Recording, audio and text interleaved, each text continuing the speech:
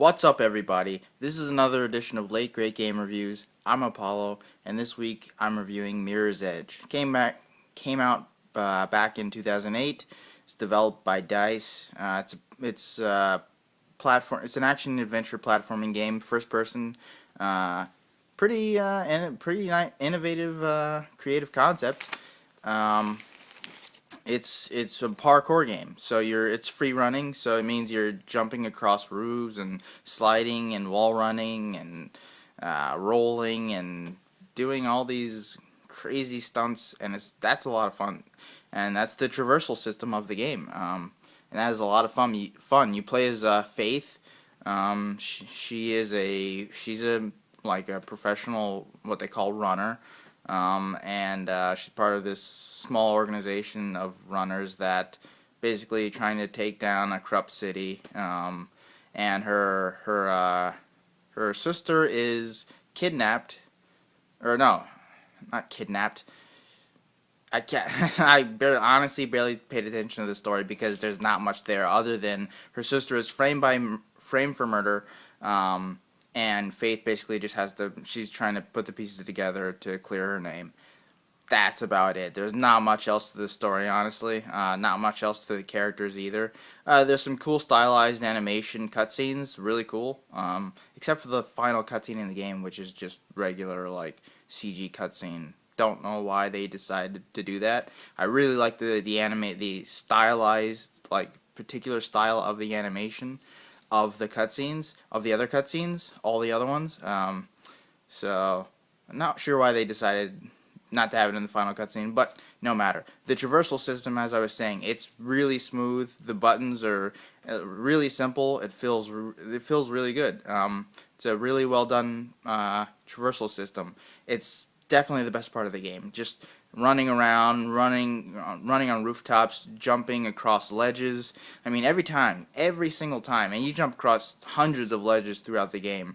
Every time we jumped across a ledge, like a far ledge, or jumped across, jumped off of a ledge and hit a zip line, or jumped off of a ledge and hit a pipe and just managed to grab it on an opposite building.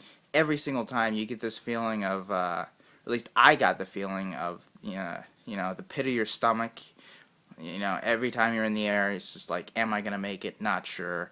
Pit of your stomach feels weird. You get butterflies right as you're going across. It's pretty amazing that the game was able to do that, and that just adds to the awesome traversal that you're able to do.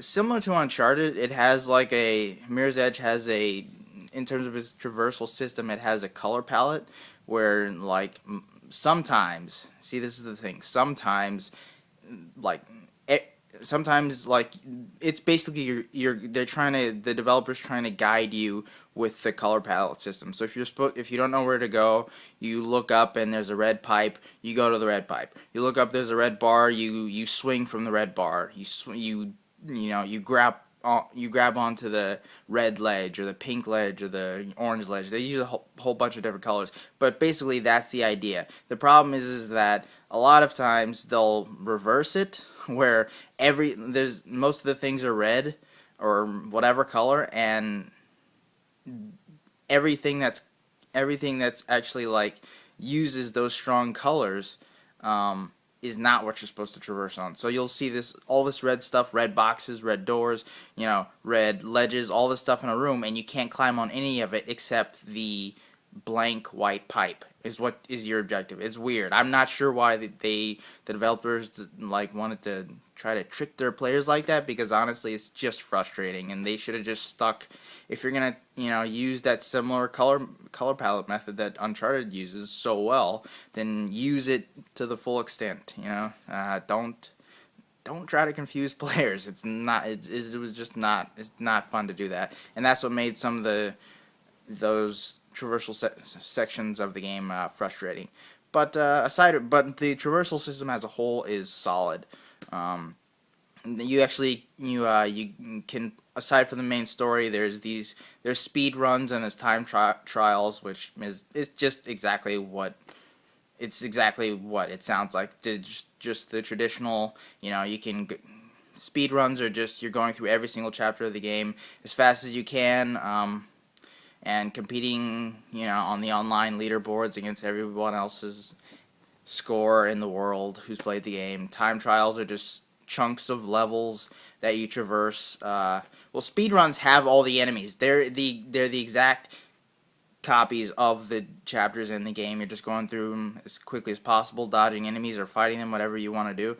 Time trials, on the other hand, are just sections of each level without the enemies. That's why I enjoy the time trials. The traversal, as I said, is the best part of the game. So to just traverse and try to do it and try to perfect your style, try to perfect, sliding and then running, then wall running, and basically doing all these combinations. That was really fun. So the time trials are definitely worth checking out. You also get unlockables for just going through the game. You get concept art.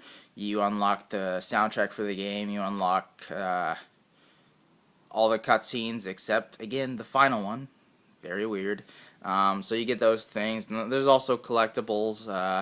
There's collectibles in the game, which are stash bags. I really didn't care about collecting them. There's no incentive to collect them as far as I could tell. But back to the main game.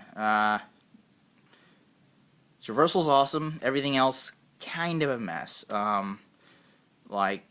Voice acting is not bad, but the combat system is a mess. The melee system, with the enemies, they're pretty powerful and it's pretty easy to die. So when you're punching or you're kicking, I found myself hitting air more times than not. You can use your parkour. Another cool thing about the game is that you can blend your parkour skills with your martial arts skills. So you can slide in, kick the guy in the groin, and then punch him and kick him until he's down. So doing things like that, it made it easier, but still, you're usually going into gunfights with unarmed, and it makes it difficult. And speaking of guns, not only can you not traverse with a gun, you can't put it away and then take it back out later after you're running and jumping. No, if you want to jump, if you want to run or traverse anything, you have to throw the gun away. So you'll often go into gunfights. You'll often go into, just finish up a section, have a fully loaded gun, and then be forced to throw it away to traverse to the next section and walk right into a gunfight unarmed and have to do the whole, kick, punch, miss, miss, miss. Luckily, just happen to get a weapon and go through the whole cycle again. It's a pain in the ass. But about the guns and the weapons in the game, they're all guns. But assault rifles, shotguns, snipers. You have to hip fire with all of them. I don't know why. It's such a basic thing, but you can't aim down the barrels of your guns. You can't aim down the sights. You can't see, you can't accurately take out enemies. No, you can't do that. You have to hip fire, except with the sniper rifle, which you press down. I'm playing on PlayStation 3, by the way. You have to press down the R3, and that lets you basically zoom into and see through the scope of the sniper rifle. But that's it. You have to hip fire with everything else. Really dumb. Makes combat really frustrating because you're often getting swarmed by enemies. And that's another thing about the enemies is that it ties into the objectives of the game, which are very, very repetitive. Basically, almost every single level, not quite every one, but pretty much every single level is Merc, who is your Overwatch commander guy, talking to you through your earpiece, telling you where to go and stuff. It would just, you go through a level, you infiltrate a site, or you climb a building or whatever, and it always ends the same, where it's the blues are coming, blues meaning the police. The blues are coming, get out of there, get to the roof, escape. It's always the same thing. And it was more often than not those exact words, get to the roof. Again and again and again, and it's pretty, it just got old fast.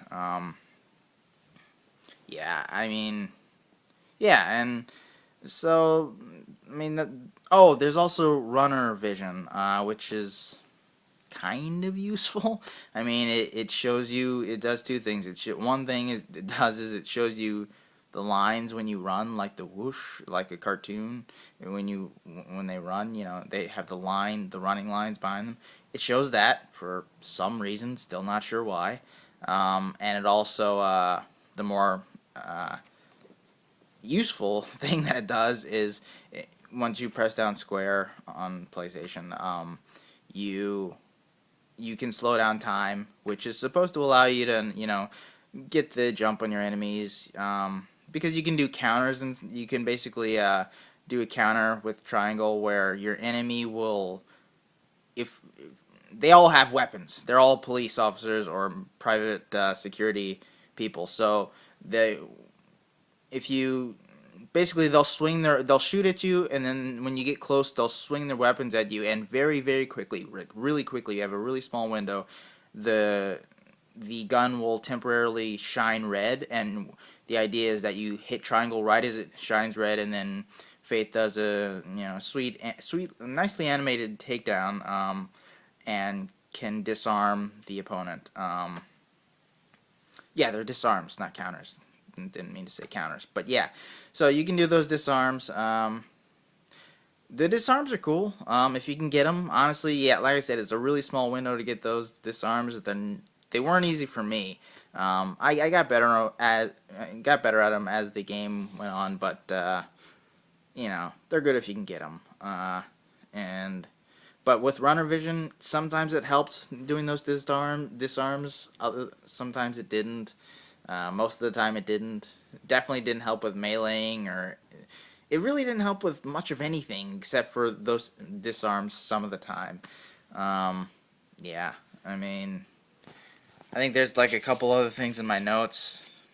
Sorry, but yeah, I mean, again, the concept's cool, all that's cool.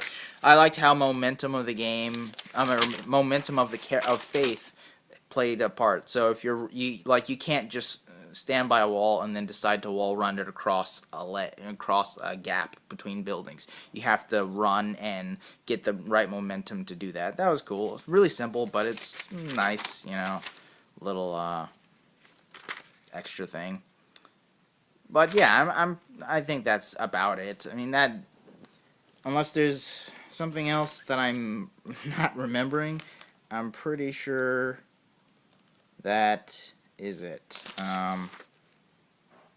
Yeah, those are the highlights, the main points of Mirror's Edge. I think I'm gonna give it, I don't know, 6.9.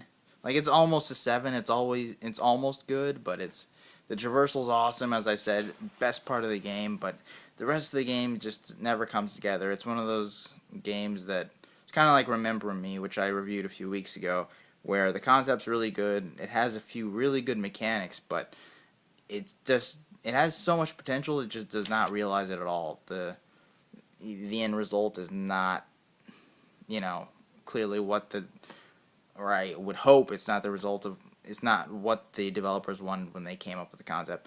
But Mirror's Edge was just announced. It was announced actually a while ago for next gen consoles. So we'll see that sometime, and I will play it, and I'm kind of looking forward to it, seeing if they can tighten up their systems, their mechanics, and make it a better game, make it a game that's well worth playing. Because Mirror's Edge, it's one that I would rent, and I did rent. I wouldn't buy it.